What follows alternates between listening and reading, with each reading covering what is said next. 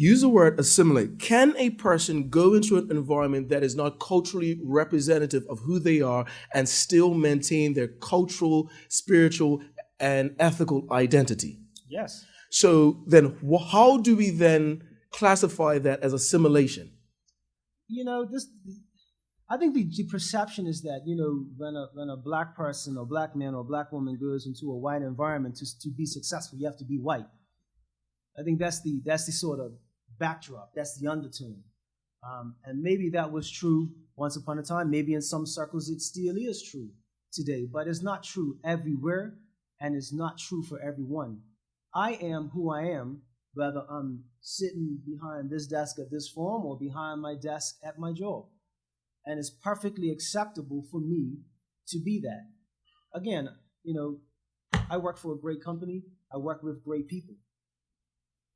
I can't speak for other companies, but I'm going to be who I'm going to be. And if I can't make the type of progress that I want to make being who I am, then that is not the place for me. Well, I have to let Ms. Mellor speak because I don't want to be accused of not being sensitive. Just very quickly on that point, in terms of standing out, I think it's very good to stand out. Actually, I worked as a woman in the Middle East for several years, and you can bet I really stand out there. I did wear long black trouser suits and, very conservative clothes, but still I thought it was a real benefit to be a Western woman there. I really was very memorable. People didn't forget my name, so it is good to stand out. And second, on the point of diversity in the workplace, I think there's a real responsibility of managers who want diversity in their workplace to go out and get it.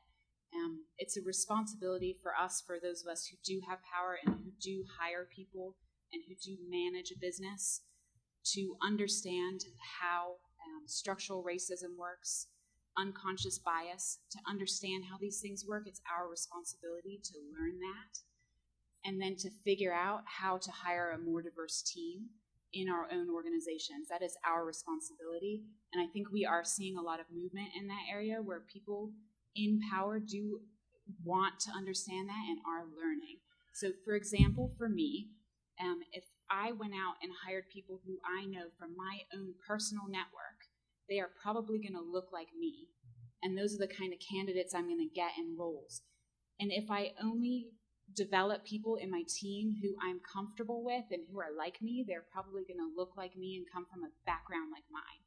If I want a diverse team, I need to go outside of my personal network, purposefully go out and try and find candidates to hire who do not come from, who are not children of my friends, who aren't from my school and my little social network, because then I'm going to get people who are just like me. So it is the responsibility of managers to break out of that. Ms. Mello, you said something that I really want to take a few minutes on, Ms. Keynes, as well as the rest of the panels, but specifically to standing out. Is it enough just to be the different face in the room, but can you be respected being a person who has a different ideology, a different faith, a different sexual orientation? Because it's one thing to be the person who looks different, but are you going to be respected for bringing a different ideology to the table? Because on the surface, I hear the diversity, and I think in part we all are in agreement. But for this discussion, for us to walk away with something tangible, what do we have to do more for people to respect somebody for the differences of who they are? Because a lot of times the assimilation piece is me fitting into your world without you accepting me from being from back of town, or being a Jew, or being a Seventh-day Adventist, or all the things that make us different. And we find a lot of people are different, but they still assimilate to be accepted. So we're saying is, how do you stay different but are respected for those differences? I think it's a couple of things. I think it's confidence. I think confidence, if you come into a room and you are different, but you are confident about who you are, that goes a really long way. I think you also have to be really good at your work. You need to know your craft. You need to have confidence in what you do. You need to be good at your work. And if you are good at your work and you're confident in what you do, I think you can stand out and be different. It's the old adage, is it any truth to your adage that we've heard most people of color have heard over years that in order to make it in business, if you're black, you have to be twice as good. Is that still true today? Yeah. All right, Craig. Craig can pick up that. All right, okay. I guess I want to say I agree with what Marlon's saying. So I understood. I think kind of going into business, and everybody has their own perspective on this. I think if you understand, especially in the accounting field, if you understand what the objectives are and the objectives are unbiased, you should understand what you need to achieve. So you're achieving unbiased objectives in regards to being successful. So walking in a room, and people have their own opinions on it, but when I walk in a room, I don't walk in a room thinking that I'm the black man coming into a room. I understand kind of what it's going to take to be successful in a particular environment, and that's focused on making sure that you achieve those things. So if you walk in there thinking that I'm the black man coming to the room, you're already putting yourself at a disadvantage. Walk in there knowing that I'm confident in what I did, I had the education, and I'm working hard, or harder than some of my colleagues that are around me, and that's where you're going to get success. But don't walk into a room thinking that you have a handicap, or if not a handicap, but don't walk in the room thinking that you're potentially inferior from others that are already in the room. But you're going to work on kind of making sure that you achieve the objectives. Mr. Tweed is giving me the look. Brother Reverend Tweed. See, my question to my brother, who has distinguished himself in his chosen field, and I say it with the utmost respect, but the real question is not whether or not he walks into a room thinking he's the only black person. The question is whether when he walks into a room, all of the other people notice that he's black. So when he walks into a room full of white folk, I guarantee you that they notice that incidental quality about your appearance. You have to ask them. Okay, ladies and gentlemen, just because of time, we still have a number of things that we need to talk about. In terms of the LBGT community, have we gotten to the point where anyone from our diverse community can walk into the business world and be respected as a leader in Bermuda in 2015?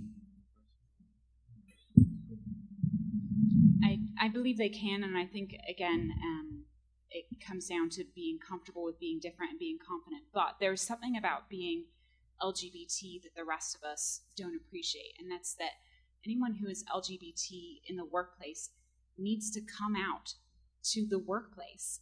And I think for someone who is LGBT, this is probably the second hardest place that they have to come out. The first hardest is probably to their family, their parents. I think those of us who are not gay don't appreciate that. Like, we don't have to go to work and say, everyone, I'm a woman. I just want you to know that I'm a woman, and I'm short, and that's why I wear high heels. Like, I don't have to come out to everyone and tell them this about myself because it's obvious. Like, you can see me. I think we all have to really appreciate that for people in your workplace who are LGBT, whether they have come out to you or not, this is really different. This is difficult for them, and it's, in a sense, it's really unfair that we put that burden on them that they have to come out. I think it's unfair, it's unequal, and I think it's something we all just really have to be aware of. I would agree with Jesse, but also in addition to that, I think what may be difficult for this particular community is knowing that there isn't any legislative or statutory framework in place that would protect their rights as much as my rights as a Black woman. So I think whilst there may be a level of maybe not inhibition or prohibition with respect to career advancement, but knowing that there aren't complete protection of rights from a legal standpoint is something that could be seen as a challenge. Can I first clarify something? It's LGBTQ. That's lesbian, gay, bisexual, transgender, and queer. I apologize for not stating it correctly. Certainly, I want to give that community the respect that they deserve, so I apologize for not stating it correctly. From my perspective, I think things are changing for the better. If you look outside of Bermuda, if I can look outside of Bermuda first and then come back home, there's been an incredible change over the last few years. If you look in 2007, I don't know if you know Lord John Brown, who used to be the CEO of BP. he transformed the company from being a really small local company to a powerhouse internationally. He has a questionable environmental record, but a fairly good CEO if you look at just finances. He spent his entire life being in the closet, a gay man in the closet, and he lied about it. And in 2007, a former former partner of his, told a story about their romantic life to the paper, and he lied about it in court documents. And because of that, and because of his embarrassment, he resigned from BP, notwithstanding the fact that he was an incredibly successful CEO from a financial standpoint, at least. Fast forward to 2015, the CEO of Apple is Tim Cook, and he is an openly gay man, and he is very much honest about his sexual orientation. As I said at the beginning, I think things are changing for the better, and I think it's good to have positive gay and lesbian role models in companies because it gives us a frame of reference when we speak about diversity in leadership, especially around LGBTQ issues. Because when we speak in abstracts, people who don't really understand the abstract might feel uncomfortable, and uncomfortable breeds fear, uncomfort breeds fear, and fear breeds intolerance, unfortunately. So having people who you can identify and say this is a good LGBT leader, LGBTQ leader in business is good because we can see that this entire thing about inclusion can be demystified. There's nothing special about it. The person isn't in place because of any special favors or special treatment. They're in place because they're a good leader.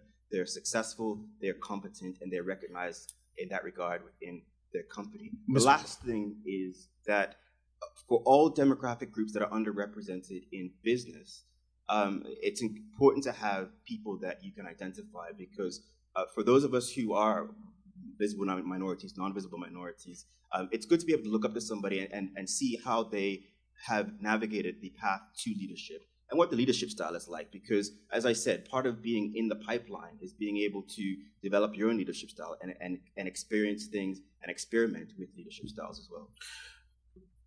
Thank you. Question again for you. In Bermuda, have we gotten to a place where we can see it openly? Because we talked about United States and the UK.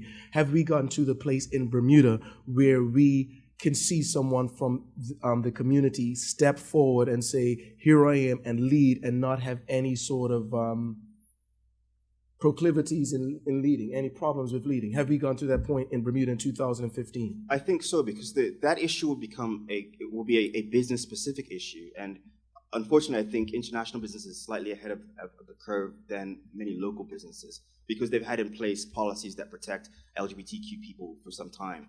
And it would not surprise me if a leader emerged within the insurance, reinsurance sector, within one of the international law firms, accounting firms, just because the culture is there to recognize talent, and talent is talent. If you can bring in the business, we don't care if you're black, white, or a woman, you bring in the business, you create value for our company.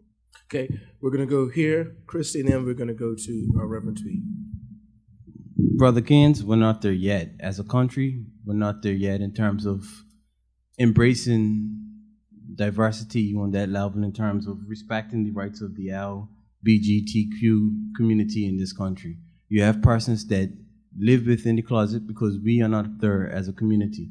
Where you see in strides in small pockets within our community, but the larger community, it's a maturity that's needed within the community. For even my own self, at a point in time in my mind, in my life, I didn't appreciate that persons lived alternative lives from mine. As a result, a stigma was placed on those persons who lived that life. However, as I became more mature and I developed more and I had to actually work with somebody who lived an alternative life from mine, then my professionalism and my tolerance took over, and I began to appreciate that this person is different from me. But us as a community, no, we're not there yet. And it's unfortunate that persons will ridicule, persons will demonize, and persons will treat persons of who live those alternative lives as though they're less than human in this day and age. Christy, and then we go to Reverend Tweed.